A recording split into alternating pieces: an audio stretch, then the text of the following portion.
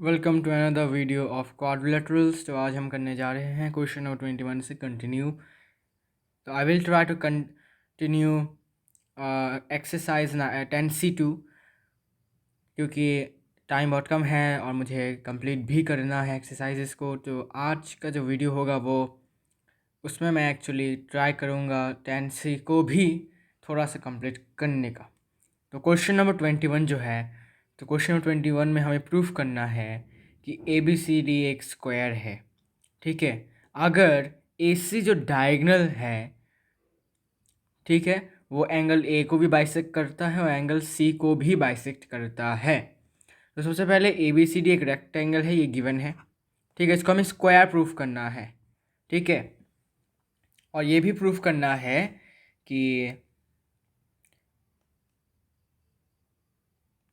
B D जो है वो बाइसेक्ट करता है एंगल बी और एंगल डी को। मतलब हमें सिंपल सी बात है कि हमें स्क्वायर प्रूफ करना है, बिकॉज हमें पता है कि स्क्वायर एक ऐसा क्वाड्रिलेटरल है, एक ऐसा पैरालेलोग्राम है जिसमें डायगोनल्स इंटरनल एंगल्स को, इंटरनल ऑपोजिट एंगल्स को बाइसेक्ट करता है। मतलब अगर ये डायगोनल है ए सी, तो ये इंटरनल ऑपोजिट एंगल्स, मतलब ये वाला एंगल और इसका ऑपोजिट वाला एंगल को बाइसेक्ट करेगा। ठीक है, तो क्वेश्चन का जो आंसर है वो शुरुआत होगा यहाँ से कि ए बी सी डी एक रेक्टेंगल है, ये गिवन है, इन विच diagonal A C angle A और एंगल सी को बाइसेक्ट करता है। मतलब क्या कि ये वाला एंगल और ये वाला एंगल इक्वल, सिमिलरली ये वाला एंगल और ये वाला एंगल इक्वल। तो angle D A C equal to angle C A B, इसको इक्वेशन 1 पकड़ा, और angle B C A is equal to angle A C D. Okay, और हमें पता है क्या रेक्टेंगल क्या है, एक पैरालेलोग्राम है।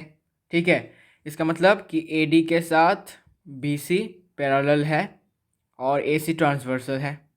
ओके, और एंगल डी ए सी जो है, मतलब ये वाला जो एंगल है वो इक्वल है एंगल बी सी ए के साथ। ठीक है, तो इसको हमने इक्वेशन 2 पकड़ा।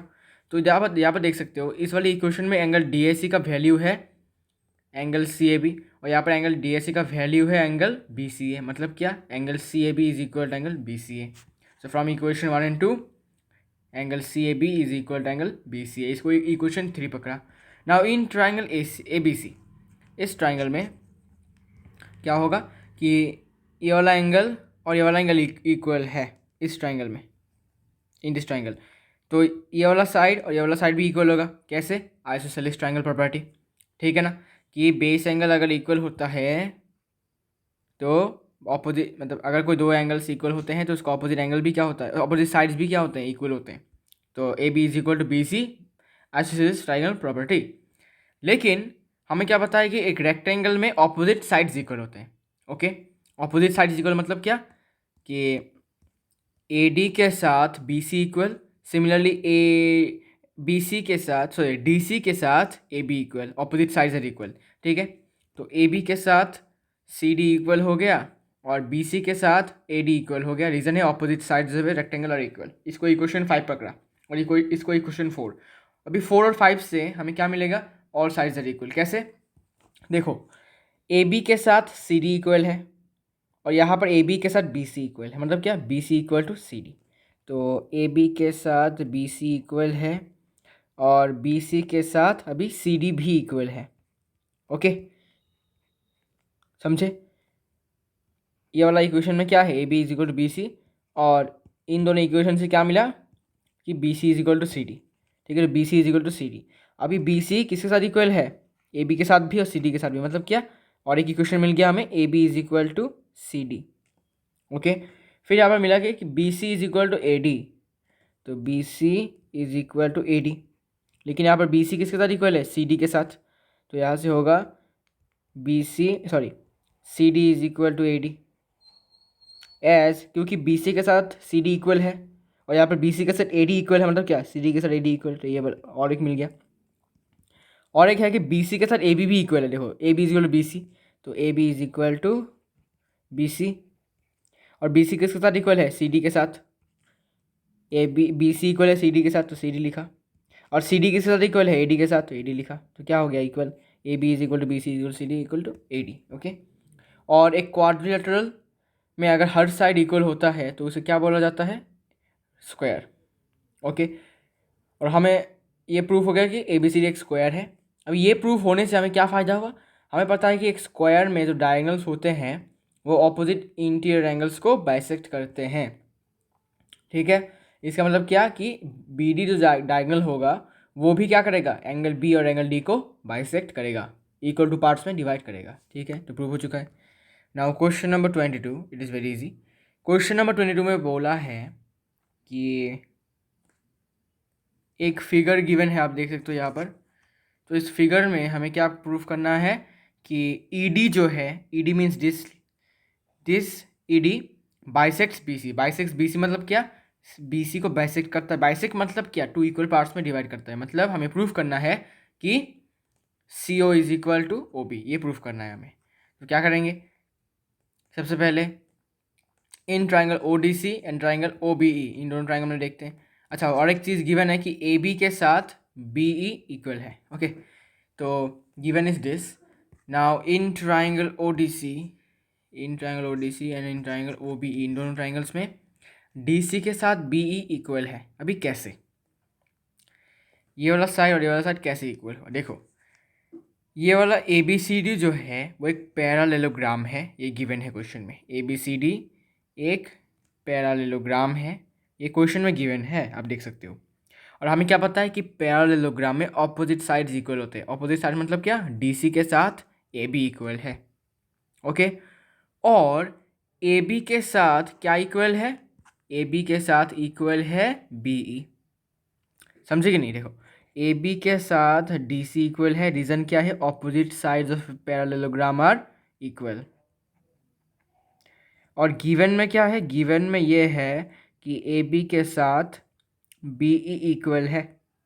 ओके, तो यहाँ पर ए बी डी सी के साथ इक्वल है, यहाँ पर ए बी बी के साथ इक्वल है। इसका मतलब क्या है, therefore D C equal to B E. Okay, तो यहाँ पर D C is equal to B लिखा। Then angle C O D is equal to angle E O B, vertical opposite angle, ये वाला और ये वाला एंगल इक्वल होगा, वर्टिकल ऑपोजिट एंगल्स। इसके बाद angle O C D is equal to angle O B ई।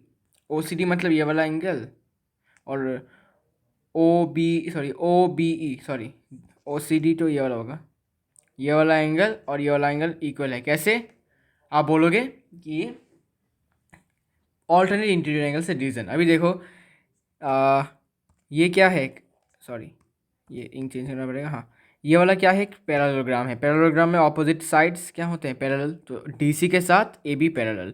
अभी ए बी को एक्सटेंड किया गया है, प्रोड्यूस किया गया है। एक्सटेंड मतलब कि इस तरफ इसको खींचा गया है, मतलब और भी लंबा किया गया है उसको। मतलब ए बी जो है पैरेलल, वो भी पैरेलल होगा, क्योंकि बस इसको खींचा गया है। इसको और एक मतलब एक और एक डिफरेंट लाइन से नहीं जोड़ा गया है, बस इसको एक्सटेंड किया गया है। मतलब जो पैरेलल लाइन है, सपोज ए पैरेलल लाइन है, ठीक है, अप टू डी से, इसको फिर से एक्सटेंड किया गया है। ठीक है, मतलब इसी लाइन को, पैरेलल लाइन को एक्सटेंड किया गया है, मतलब क्या, होल लाइन में भी पैरेलल। इसका मतलब क्या होगा, ए ई पैरेलल। ठीक है, तो दोनों पैरेलल है, ये ट्रांसवर्सल हो गया। तो ट्रांसवर्सल होने से ये वाला एंगल और ये वाला एंगल कैसा होगा, इक्वल। रीज़न क्या है, ऑल्टरनेट इंटीरियर एंगल्स। ओके, तो इसी कारण से by therefore by A S A congruence criteria दोनों ट्राइंगल्स कॉन्ग्रुएंट हो गए।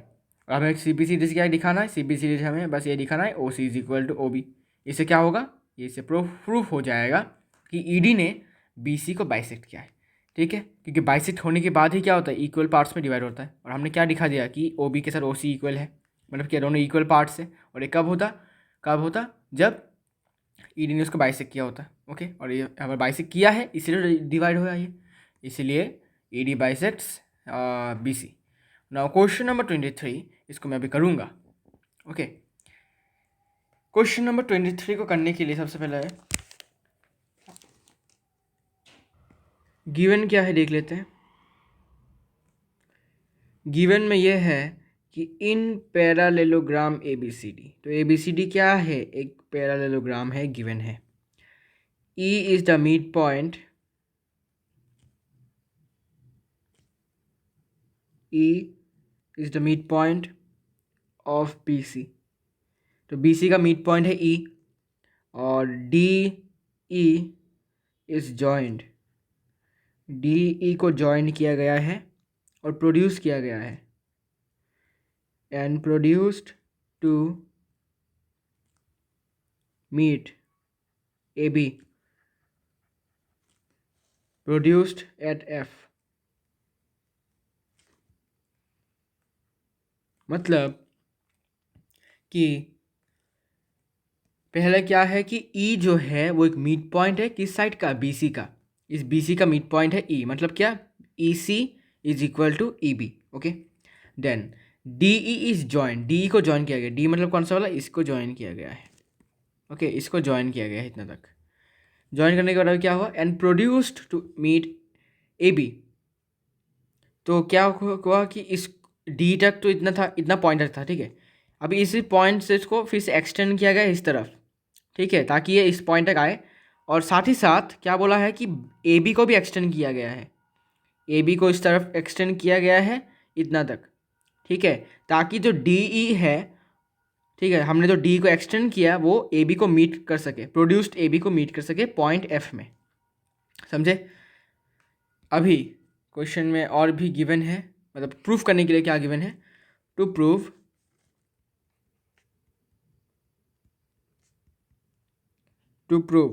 हमें ये प्रूफ करना है कि AF is equal to twice of AB।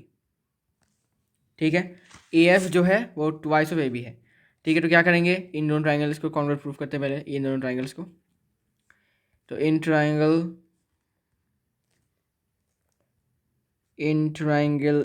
CDE and triangle EBF, इन दोनों ट्राइंगल्स में क्या क्या इक्वल है, एंगल DEC के साथ एंगल BEF इक्वल है। अभी बोलोगे कैसे, रीज़न है वर्टिकली ऑपोजिट एंगल्स। ओके, फिर CE के साथ EB इक्वल है, मैंने बोला था कैसे, क्योंकि E जो है वो मिड पॉइंट है, E mid point of BC। ठीक है, और angle DCE is equal to angle FBE। Okay, reason क्या है, ऑल्टरनेट इंटीरियर एंगल्स। ठीक है, जैसे मैंने पहले पिछले मैथ्स प्रॉब्लम में बताया था कि ये वाला साइड और ये वाला साइड इक्वल है, बस इसको प्रोड्यूस किया गया है, मतलब क्या पूरा वाला पैरेलल है इसके साथ, और ये ट्रांसवर्सल है। तो ये वाला एंगल और ये वाला एंगल क्या होगा, इक्वल, कैसे, ऑल्टरनेट इंटीरियर एंगल्स। ओके, तो देयरफॉर बाय ASA दोनों ट्राइंगल्स क्या हो गए, congruent. Triangle CDE congruent to triangle EBF। Okay, therefore by CPCT से हम ये लिखेंगे कि DC जो है वो इक्वल है BF के साथ। Okay, DC is equal to BF। Now लेकिन हमें क्या पता है, बट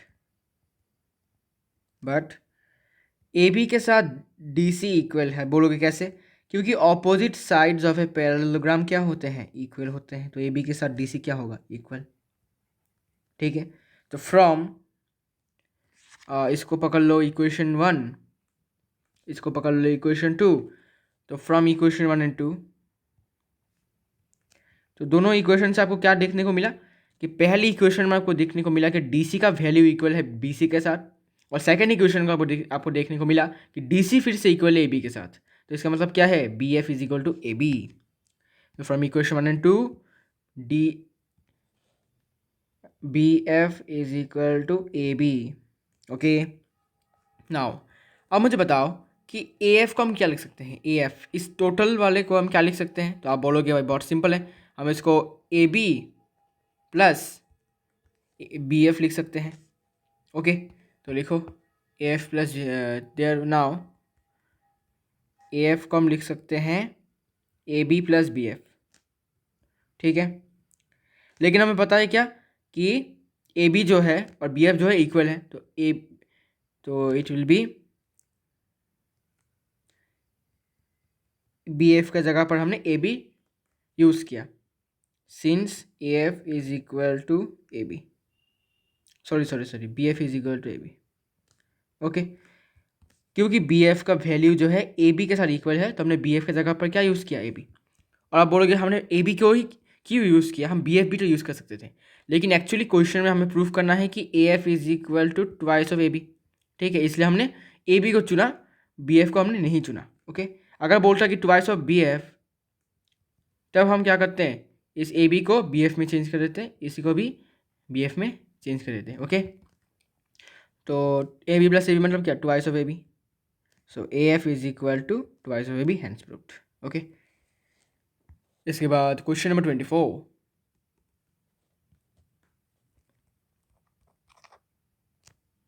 अभी क्वेश्चन नंबर 24 जो है, एक्चुअली ये आपने बहुत पहले ही किया हुआ है। तो आप बोलोगे कैसे, क्योंकि ये वाला जो क्वेश्चन है, बस इसमें बोला गया है कि अगर दो पैरेलल लाइन्स है, two parallel lines L and M, चलो ये मान लेते हैं दो पैरेलल लाइन्स है, इसका नाम है एल, इसका नाम है M. Okay, are intersected by transversal T, मान लेते हैं इसको, इन दोनों पैरेलल लाइन को एक ट्रांसवर्सल टी ने कट किया है, transversal T. Okay, show that the quadrilateral formed by the bisectors of interior angles is a rectangle. मतलब क्या करना है कि इस वाले एंगल का बाइसेक्टर, फिर इस वाले एंगल का बाइसेक्टर, फिर इस वाले एंगल का बाइसेक्टर, फिर इस वाले एंगल का बाइसेक्टर, मतलब क्या, this angle equal, this angle equal, फिर दिस एंगल इक्वल, फिर this angle are equal. Okay, bisector बोला। तो अभी जो फॉर्म हुआ क्वाड्रिलेटरल, वो एक रेक्टेंगल है, ये आपको प्रूफ करना है। ठीक है, तो ये आप एग्जाम्पल में है, तो it is in example, wait मैं ढूंढता हूँ कहाँ पर है। तो ये एग्जाम्पल नंबर 5 है, example 5, page number 214, R S Agarwal. ठीक है, तो यहाँ पर आपको एकदम, मतलब क्वेश्चन थोड़ा सा चेंज है लेकिन आंसर सेम ही है। ओके, तो यहाँ से आप देख सकते हो कि if two parallel lines are intersected by transversal, proof that the bisectors of two pairs of interior angles enclose a rectangle. ठीक है, लेकिन क्वेश्चन नंबर 24 में बस बोला है कि the bisectors of interior angles, ठीक है, पेयर नहीं बोला। ठीक है, फिर भी ये एक ही क्वेश्चन है। ओके, तो क्वेश्चन नंबर 24 आप एग्जाम्पल 5 से देख सकते हो कैसे करना है, और मैं इसको नहीं करा because it is already done. इसके बाद question number 25। Now in question number 25,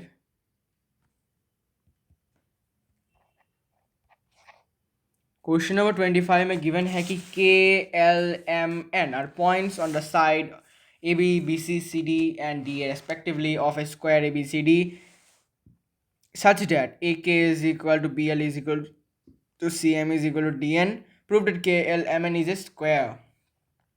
तो पहले एक स्क्वायर ड्रॉ करना पड़ेगा, दिस इज स्क्वायर, इसका नाम है ABCD। ओके, फिर बोला है कि KLMN एक पॉइंट है किसी भी, अच्छा मान लेते हैं यहाँ पर एक पॉइंट है K। ओके, ये फिर यहाँ पर एक पॉइंट है L, फिर यहाँ पर एक पॉइंट है M, फिर यहाँ पर एक पॉइंट है N। ठीक है, अभी ये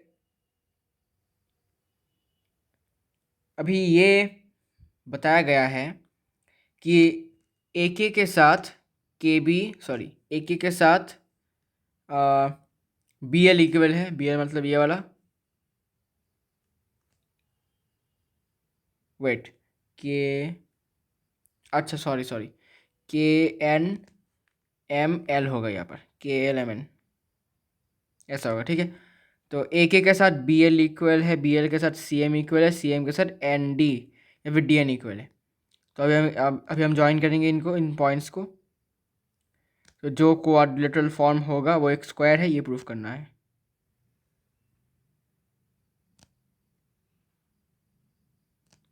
तो अभी जो क्वाड्रिलेटरल फॉर्म हुआ वो एक स्क्वायर है, हमें ये प्रूफ करना है। ओके, तो मान लेते हैं ये वाला एंगल 1 है, ये वाला एंगल 2 है, ये वाला एंगल 3 है।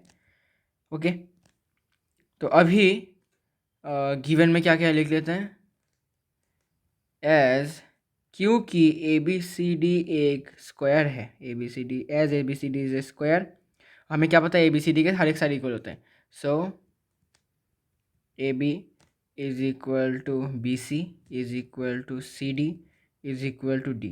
ओके, ऑल्सो अभी क्वेश्चन में भी गिवन है कि ए के साथ बी एल इक्वल है, बी एल के साथ सी एम इक्वल है, सी एम के साथ डी एन इक्वल है। Okay, and let this be equation 1 and let this be equation 2।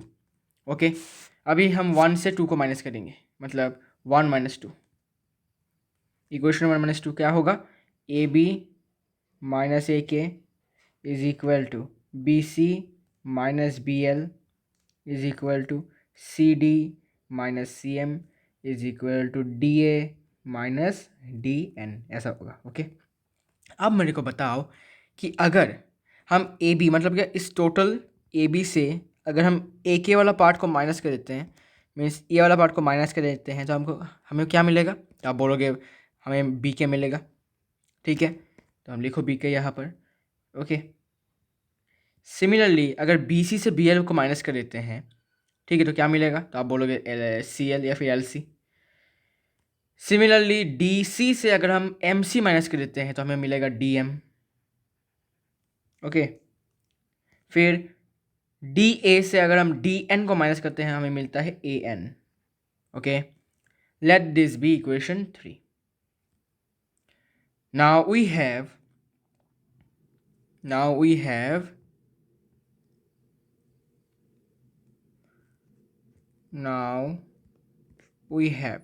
हमारे पास अभी क्या क्या है? हमारे पास अभी ये है पहला वाला कि ए के साथ बी एल इक्वल है, सी एम इक्वल है और टी एन इक्वल है, और हमें अभी क्या मिला कि B K equal to C L A. Okay, अभी हम इसको थोड़ा अरेंज करेंगे, इसको थोड़ा अरेंज करके लिखेंगे, क्योंकि दो सारे के सारे इक्वल है तो हम अरेंज करके लिख सकते हैं। तो इसके नीचे लिखो, इसके नीचे पहले ए एन को लिखो, फिर बी के को लिखो, फिर सी एल को लिखो, फिर लास्ट में डी एम को लिखो। ओके, अभी इनको जो है ये वाला तो ऑलरेडी इक्वेशन 2 है, ये ऑलरेडी इक्वेशन 2 है, ठीक है, और मैंने नहीं लिख रहा, इसको आप इक्वेशन 4 पकड़ो। ओके, समझे? तो अभी दो दो हमें मिल चुके हैं, पहला एक तो गिवन था और दूसरा ये हमें मिला है सब्ट्रैक्ट करने के बाद, इससे इसको सब्ट्रैक्ट करने के बाद हमें ये मिला, और हमने सोचा उसको अरेंज किया है। ठीक है, अरेंज करने के बाद अभी हम क्या करेंगे? मोस्ट इंपॉर्टेंट पार्ट, हम स्क्वायर करेंगे और ऐड करेंगे, मतलब हम स्क्वायर भी करेंगे प्लस ऐड भी करेंगे। जैसे कि देखो, स्क्वायरिंग एंड एडिंग,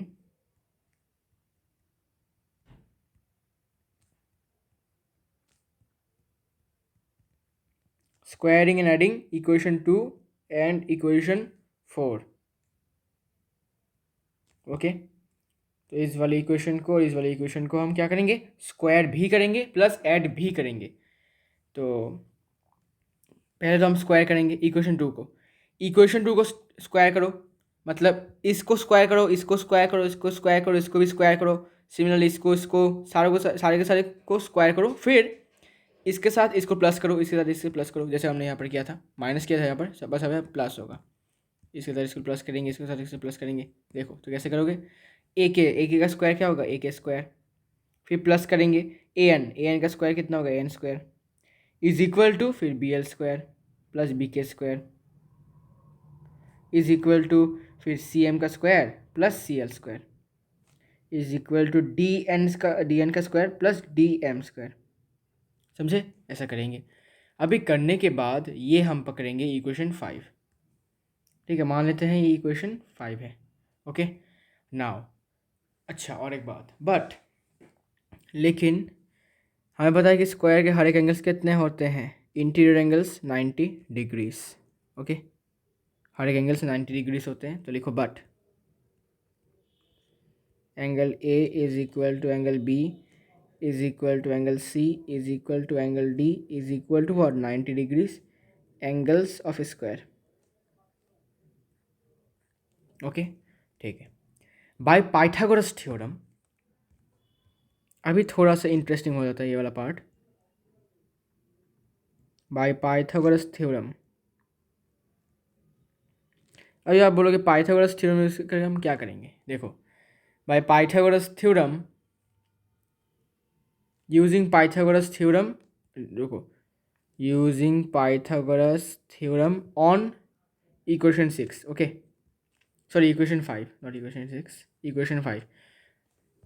इक्वेशन 5 के ऊपर हम पाइथागोरस यूज़ करेंगे। अभी मुझे बताओ पाइथागोरस जो है इस वाले ट्राइंगल का, पहला वाला ट्राइंगल का पाइथागोरस अब बताओ। वेट, इस वाले ट्राइंगल का ये वाला क्या है 90 डिग्री है, तो इसके ऊपर हम पाइथागोरस यूज़ कर सकते हैं। तो इसका पाइथागोरस का फॉर्मूला क्या बनेगा, हाइपोटेन्यूज क्या है, K N square is equal to A K square plus A N square. अब इंटरेस्टिंग बात यह है कि यहाँ पर स्क्वायरिंग एंड एडिंग में ए K square plus A N square की जगह पर हम क्या लिख सकते हैं, के एन स्क्वायर। अब बोलोगे क्यों, बाय पाइथागोरस थ्योरम। ठीक है, क्योंकि यहाँ पर के एन स्क्वायर का वैल्यू क्या है, sum of A K square plus A N square. Similarly in this triangle K B L, इस ट्राइंगल में मुझे बताओ इसमें पाइथागोरस क्या बनेगा। तो आप बोलोगे K L square is equal to मतलब hypotenuse square is equal to B L square plus B K square. Similarly यहाँ पर भी देख सकते हो कि यहाँ पर भी B L square plus B K square है। ओके, तो B L plus B L square plus B K square की जगह पर हम क्या लिख सकते हैं, के एल स्क्वायर। ओके, तो अभी सी एम, अभी इस ट्राइंगल में in triangle L C M या फिर एल एम सी, इसमें अगर हम पाइथागोरस यूज़ करते हैं तो क्या बनेगा, hypotenuse into L M square will be equal to L C square plus M C square. Okay, यहाँ पर देख सकते हो एल सी या फिर C L square is equal to, यार इसको हटा देता हूँ, हाँ, तो ये होगा C L square plus C L square plus C M square. ठीक है ना, तो C L square plus C M square is equal to hypotenuse क्या है इसका नाम, एल एम स्क्वायर। तो इसकी जगह पर हम क्या लिख सकते हैं, इसकी जगह पर हम लिख सकते हैं एल एम स्क्वायर। ओके, तो लास्ट वाला ट्राइंगल में है ये वाला। इस वाले ट्राइंगल में अगर हाइपोटेन्यूज सॉरी पाइथागोरस यूज़ करेंगे तो एम एन स्क्वायर हो जाएगा क्या, equal to N D square plus D M square. यहाँ पे देख सकते हो N D square plus D M square, इसी जगह पर हम क्या लिख सकते हैं, एम एन स्क्वायर। समझे, तो by using Pythagoras theorem it will be, पहला वाला का होगा के एन स्क्वायर, दूसरे वाले का होगा K L square is equal to L M square is equal to N M square. समझे,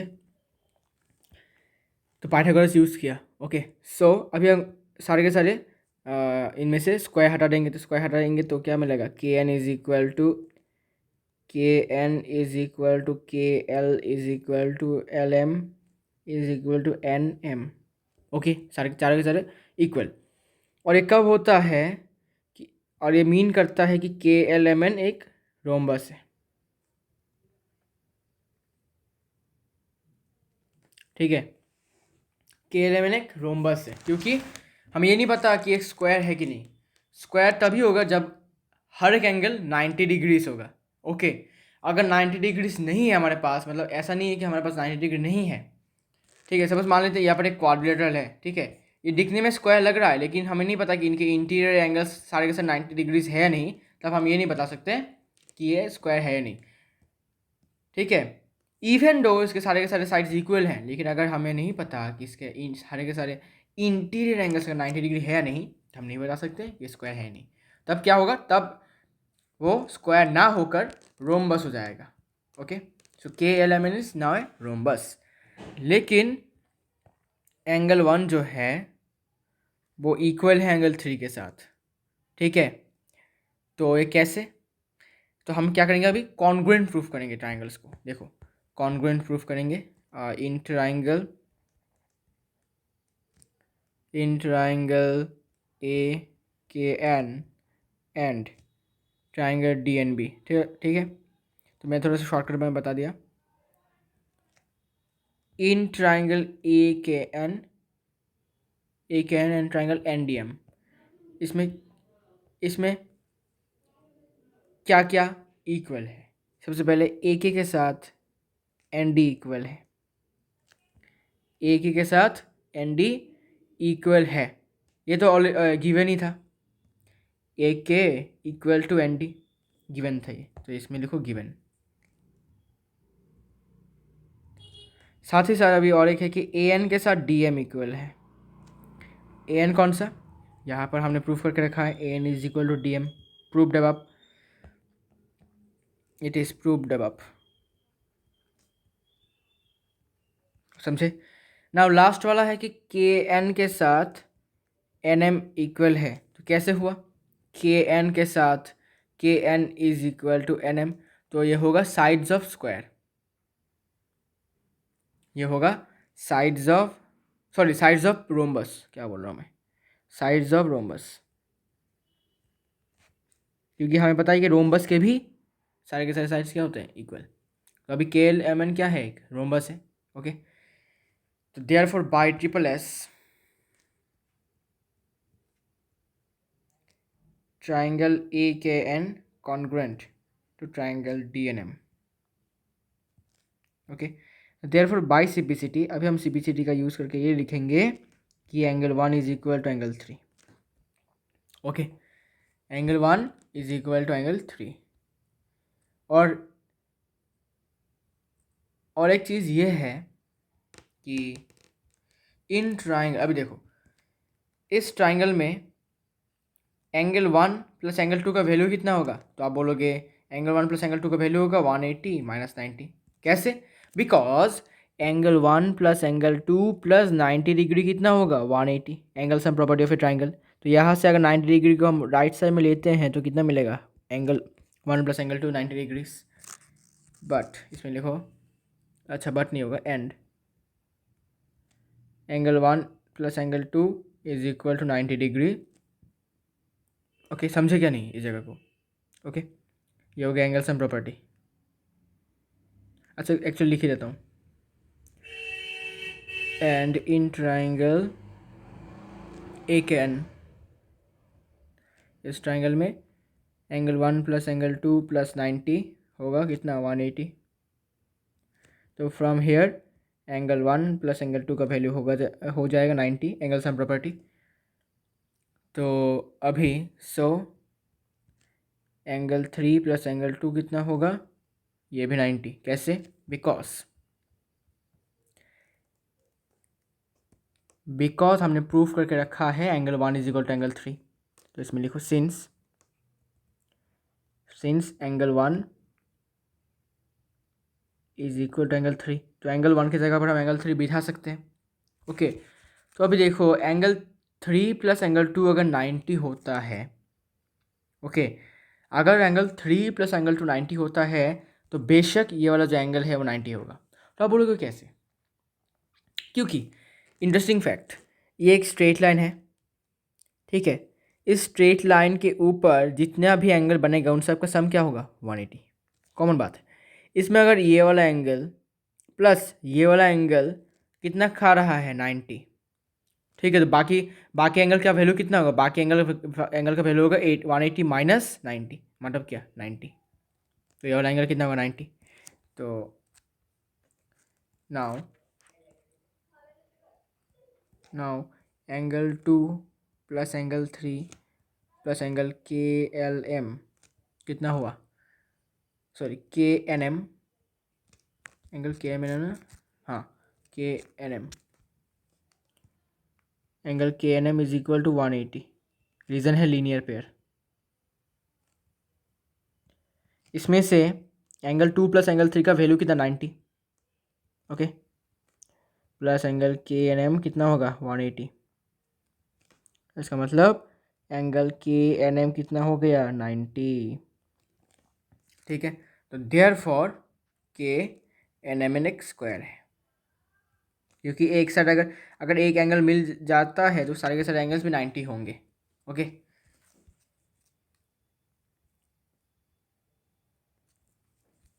तो ये वाला था क्वेश्चन नंबर 25। बहुत इंपॉर्टेंट क्वेश्चन था ये एक्चुअली, ये बहुत ही लेंदी प्लस बहुत ही इंपॉर्टेंट क्वेश्चन था। It is very very important question. Now question number 26। Question number 26 बहुत ईजी है, देखो कैसे करना है। तो पहले डायग्राम बना लेते हैं। एक ट्राइंगल जैसा है, इसके अंदर और एक ट्राइंगल है। ओके, तो थोड़ा सा इसको ऐसे,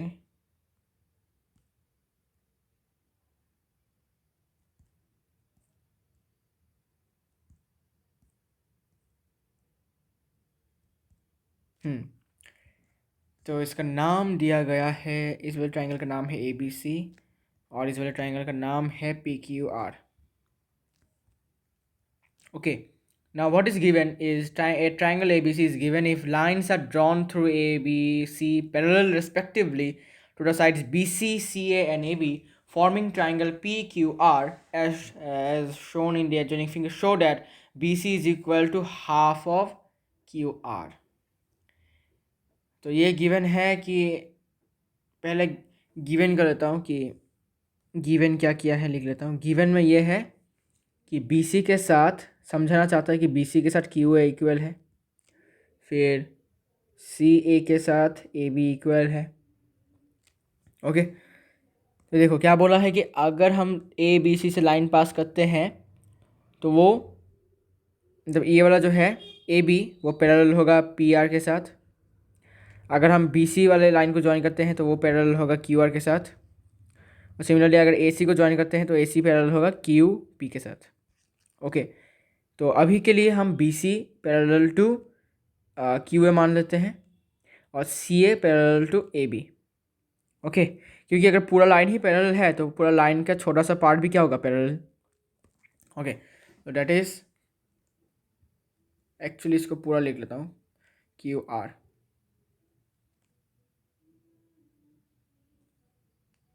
एंड दिस AB CA होगा parallel to, wait, CA parallel to QB, मैंने AB लिख दिया था, सॉरी, इट इज QP। तो इससे इम्प्लाइज करके लिखेंगे BC पैरेलल टू QA और and CA parallel to QB। Okay, now अभी देखो इस क्वाड्रिलेटरल में, देखो इस क्वाड्रिलेटरल में ये और ये पैरेलल है ऑपोजिट साइड्स, सिमिलरली ये और ये पैरेलल है ऑपोजिट साइड्स। तो क्या है, पैरेलल हम, therefore this is a parallelogram, therefore that is BCQA is a parallelogram.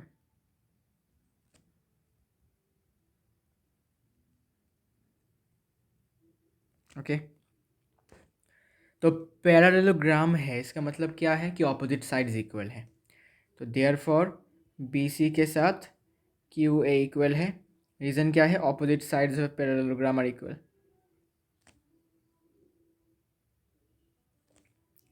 इसको हमने इक्वेशन 1 पकड़ा। ओके, सिमिलरली, ठीक है, सिमिलरली लिख दो,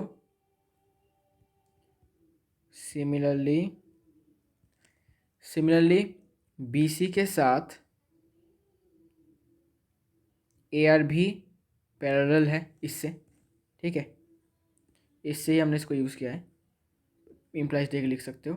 BC के साथ AR पैरेलल है और AB के साथ PR पैरेलल है, ठीक है। अभी इम्प्लाइज देख लिखो AB parallel to CR। Okay, अगर होल लाइन पैरेलल है तो इसका छोटा सा टुकड़ा भी क्या होगा, छोटा सा पार्ट भी क्या होगा, पैरेलल, ठीक है। नाउ इस ट्राइंगल में, सॉरी इस क्वाड्रिलेटरल में ये ऑपोजिट साइड्स भी क्या है, पैरेलल, तो इसका ये भी बन जाता है एक पैरेललोग्राम। तो therefore that is BCRA is a parallelogram. Okay, एक पैरेललोग्राम है और पैरेललोग्राम में क्या होता है, ऑपोजिट साइड इक्वल, तो देयरफॉर BC के साथ AR equal, opposite sides of a parallelogram are equal. Let this be equation 2। अभी इक्वेशन 1 में देखो BC के साथ QA इक्वल है और यहाँ पर BC के साथ AR इक्वल है, मतलब क्या, QA is equal to AR from equation 1 and 2। अच्छा, अभी बट, लेकिन इससे पहले और एक लाइन लिखना है, बट QR जो है उस हम क्या लिख सकते हैं, QA प्लस AR, ठीक है ना। तो फ्रॉम इक्वेशन 1 एंड 2 अभी हम लिखेंगे फ्रॉम इक्वेशन 1 एंड 2 क्या मिला हमें, QA के साथ AR इक्वल है, ओके, तो फ्रॉम इसको अगर कंटिन्यू करते हैं तो Q R is equal to क्या लिख सकते हैं, इसे लिखेंगे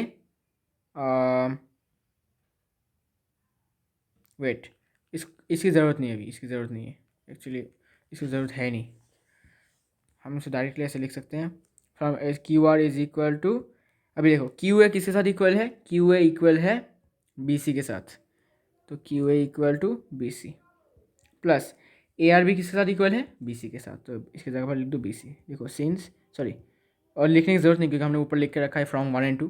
ओके, तो Q R is equal to B C plus B C, मतलब क्या, ट्वाइस ऑफ बी सी, तो therefore half of Q R होगा बी सी।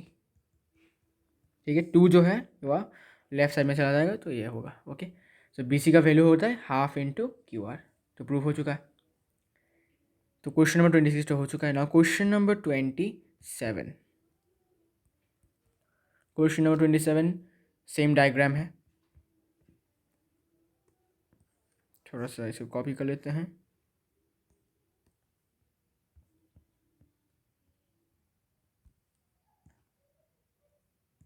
तो अभी इसमें ये प्रूफ करना है कि ट्राइंगल ए बी सी एक अच्छा triangle A B C is a triangle and through A B C lines are drawn parallel respectively, तो okay, proof that the perimeter of triangle PQR is double the perimeter of triangle ABC। ये थोड़ा सा complicated है ज़रूर, क्योंकि important question है ये। तो कैसे करेंगे देखो, तो सबसे पहले ए क्यू के साथ सी बी क्या है, पैरेलल। पहले तो लिखो कि गिवन में ये है कि क्यू आर के साथ पैरेलल है B C. Okay, Q R के साथ पैरेलल बी सी है, यहाँ से लिखो क्यू आर का छोटा सा पार्ट क्यू ए जो है वो पैरेलल टू बी सी या फिर सी बी लिख सकते हो। ओके, और ए सी जो है वो पैरेलल है क्यू पी के साथ, और यहाँ से हम लिख सकते हैं कि ए सी जो है वो पैरेलल है क्यू बी के साथ। ओके, तो इस क्वाड्रिलेटरल में ये ऑपोजिट साइड्स क्या हैं, पैरेलल, तो क्या बन जाता है ये पैरेललोग्राम। तो देयरफॉर ए क्यू बी सी एक पैरेललोग्राम है। ओके, तो पैरेललोग्राम है मतलब क्या कि ऑपोजिट साइड इक्वल, तो बी सी के साथ A Q equal, opposite sides of parallelogram, let this be equation 1। Similarly अगर हम ए आर सॉरी इसी से हम लिख सकते हैं इम्प्लाइज करके क्यू आर के साथ, नहीं क्यू आर नहीं, इससे छोड़ इसका पार्ट क्यू आर का पार्ट ए आर पैरेलल है बी सी के साथ, और ए बी के साथ पैरेलल है C R. Okay, actually A B के साथ पैरेलल है पी आर, तो ए बी के साथ पैरेलल है पी आर, पी आर का छोटा सा पार्ट हमने लिया सी आर। ओके, नाउ इससे क्या हुआ कि इस क्वाड्रिलेटरल में ऑपोजिट साइड्स क्या हो गए, फिर से पैरेलल, तो ये बन जाता है क्या, parallelogram. Therefore A R C B क्या हो गया, एक पैरेललोग्राम बन गया। ओके, पैरेललोग्राम बन गया मतलब क्या, ऑपोजिट साइड इक्वल, तो बी सी के साथ लिख दो A R equal. Okay, opposite sides, let this be equation 2। अभी फ्रॉम इक्वेशन 1 and 2 दोनों इक्वेशन से हमें क्या मिला कि बी सी का वैल्यू इस बार में ए क्यू था, इसमें ए आर है, तो ए क्यू के साथ ए आर इक्वल हो गया। ओके, तो ए क्यू के साथ देखो ये ए क्यू ए आर इक्वल, मतलब क्या हुआ कि ए जो है वो मिड पॉइंट है। तो बोलोगे मिड पॉइंट कैसे, बिकॉज मिड पॉइंट होने के कारण से क्या हुआ, ए बी और बी सी 2 इक्वल पार्ट्स में डिवाइड हो गया। ठीक है, और कब होता है 2 इक्वल पार्ट्स में डिवाइड, जब कोई पॉइंट उनका मिड पॉइंट होता है। मिड पॉइंट मतलब सेंटर वाला पॉइंट, मतलब दोनों इक्वल पार्ट्स के बीच में जो पॉइंट होता है। तो therefore A is the mid point, A mid point of Q are. ठीक है, सिमिलरली इसको अगर सिमिलरली लिखेंगे डायरेक्ट मैं लिख लेता हूँ इसके। सिमिलरली बी और सी भी क्या होगा, ऐसे मिड पॉइंट्स होंगे। ठीक है, अगर हम इसको ऐसे लिखेंगे तो और भी लेंदी हो जाएगा, इसलिए हमने सिमिलरली लिख दिया। ओके, एक्चुअली सिमिलरली शॉर्टकट तरीका है बचने का लेंदी क्वेश्चन से। ठीक है, ऐसे ही बी भी क्या होगा, ऐसे करके ही पी क्यू और पी आर का होगा, सॉरी पी क्यू और पी आर का मिड पॉइंट होगा बी एंड सी। ओके, तो देयर फॉर मिड पॉइंट है मतलब क्या, तो now A B is equal to half of P R, ऐसा लिख सकते हैं। ए बी जो है वो हाफ ऑफ पी आर लिख सकते हैं हम। ओके,